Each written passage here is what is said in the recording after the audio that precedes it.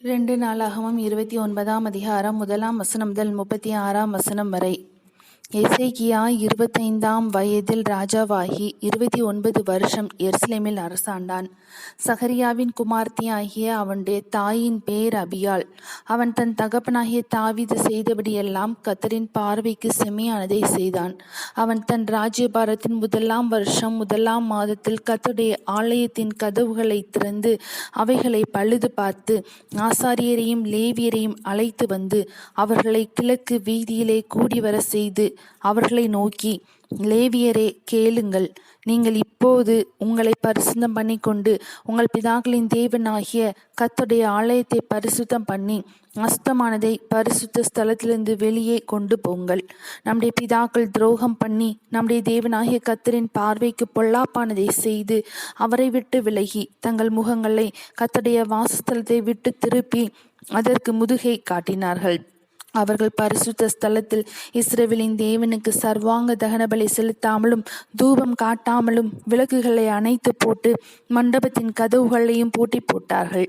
ஆகையால் கர்த்தருடைய கடும் கோபம் யூதாவின் மேலும் எருசலேமின் மேலும் வந்து அவர் இவர்களை நீங்கள் உங்கள் கண்களினால் காண்கிறபடி துயரத்துக்கும் திகைப்புக்கும் பழிப்புக்கும் ஒப்பு கொடுத்தார். இதோ இது நிமித்தம் நம்முடைய பிதாக்கள் பட்டயத்தினால் விழுந்து நம்முடைய குமாரரும் நம்முடைய குமாரத்திகளும் நம்முடைய மனைவிகளும் சிறையிருப்பில் அகப்பட்டார்கள். இப்போதும் இஸ்ரவேலின் தேவனாகிய கர்த்தருடைய உக்கிர கோபம் நம்மை விட்டு திரும்பும்படிக்கு அவரோட உடன்படிக்கை பண்ண என் மனதிலே நிர்ணயித்து கொண்டேன். என் குமாரரே, இப்பொழுது அசதியாயிராதேயுங்கள். நீங்கள் கர்த்தருக்கு பணிவிடை செய்யும்படி அவருக்கு முன்பாக நிற்கவும் அவருக்கு ஊழியம் செய்கிறவர்களும் தூபம் காட்டுகிறவர்களுமாய் இருக்கவும் உங்களை அவர் தெரிந்து கொண்டார் என்றான்.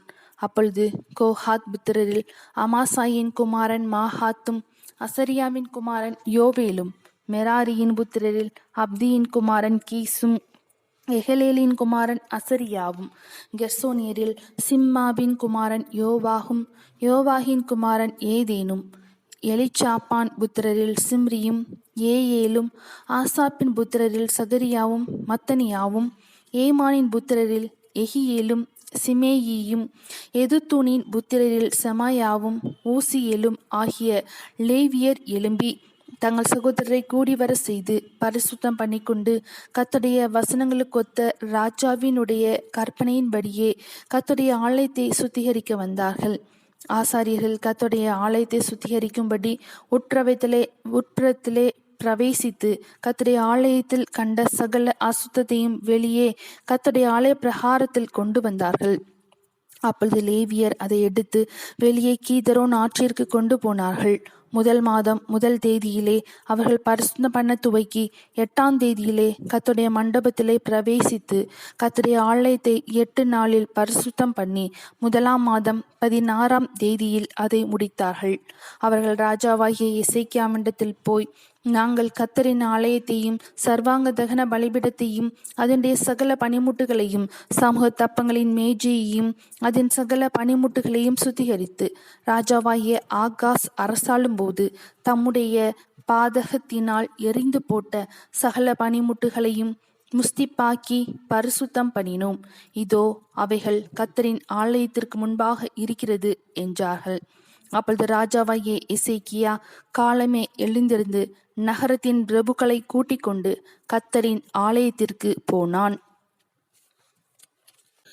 அப்பொழுது ராஜ்யபாரத்திற்காகவும் பரிசுத்த ஸ்தலத்திற்காகவும் யூதாவுக்காகவும் 7 காளைகளையும் 7 ஆட்டுக்கடாக்களையும் 7 ஆட்டுக்குட்டிகளையும் 7 வெள்ளாட்டு கடாக்களையும் பாவ நிவாரண பலியாக கொண்டு வந்தார்கள்.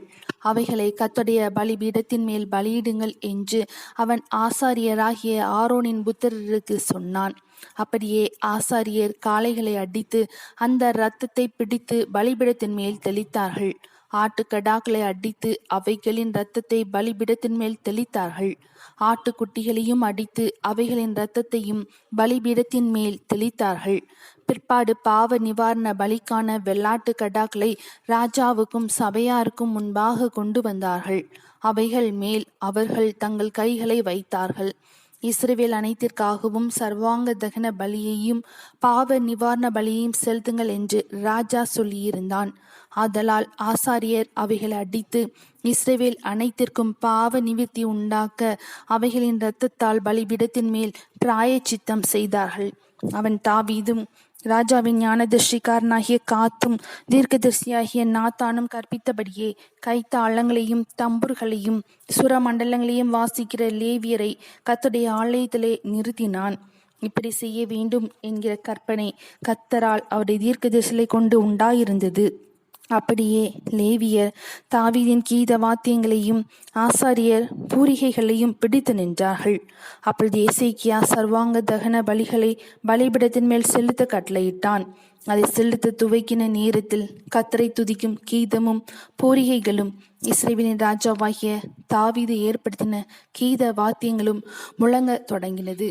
கீதத்தை பாடி பூரிகைகளை ஊதிக்கொண்டிருக்கையில் சர்வாங்க தகன பலியை செலுத்தி தீரும் மட்டும் சபையார் எல்லாரும் பணிந்து கொண்டிருந்தார்கள். பலியிட்டு தீர்ந்த போது ராஜாவும் அவனோடு இருந்த அனைவரும் தலைகுனிந்து பணிந்து கொண்டார்கள்.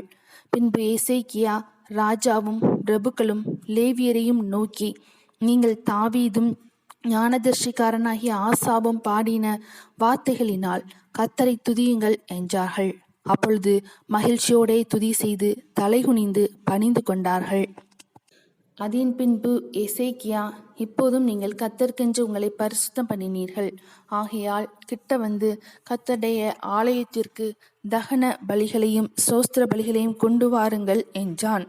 அப்பொழுது சகபையார் தகன பலிகளையும் ஸ்தோத்திர பலிகளையும் இஷ்டமுள்ளவர்கள் எல்லாரும் சர்வாங்க தகன பலிகளையும் கொண்டு வந்தார்கள். சபையார் கொண்டு வந்த சர்வாங்க தகன பலிகளின் தொகை 70 காளைகளும் 100 ஆட்டுக்கடாக்களும் 200 ஆட்டுக்குட்டிகளுமே. இவைகள் எல்லாம் கர்த்தருக்கு சர்வாங்க தகனமாயின. 600 காளைகளும் 3000 ஆடுகளும் பிரதிஷ்டை ஆக்கப்பட்டது. ஆனாலும் ஆசாரியர்கள் கொஞ்சம் பேர் ஆனதினால் அவர்களால் அந்த சர்வாங்க தகனமான ஜீவன்களை எல்லாம் அடித்து தோலுரிக்க முடியாதிருந்தது. அதனாலே அந்த வேலை தீருமட்டாகவும் மற்ற ஆசாரியர் தங்களை பரிசுத்தம் பண்ணுமட்டாகவும் அவர்கள் சகோதரராகிய லேவியர் அவர்களுக்கு உதவி செய்தார்கள். தங்களை பரிசுத்தம் பண்ணிக்கொள்ள லேவியர் ஆசாரியரை பார்க்கிலும் மன உற்சாகமுள்ளவராய் இருந்தார்கள். சர்வாங்க தகன பலிகளும் ஸ்தோத்திர பலிகளின் கொழுப்பும் சர்வாங்க தகனங்களுக்கு அடுத்த பான பலிகளும் மிகுதியாயிருந்தது. இவ்விதமாய் கர்த்தருடைய ஆலயத்தின் ஆராதனை திட்டம் பண்ணப்பட்டது.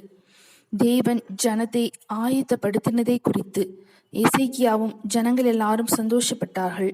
இந்த காரியத்தை செய்யும்படியான யோசனை சடுதியாய் உண்டாயிற்று. 2 நாளாகமம் 29 அதிகாரம் முடிந்தது.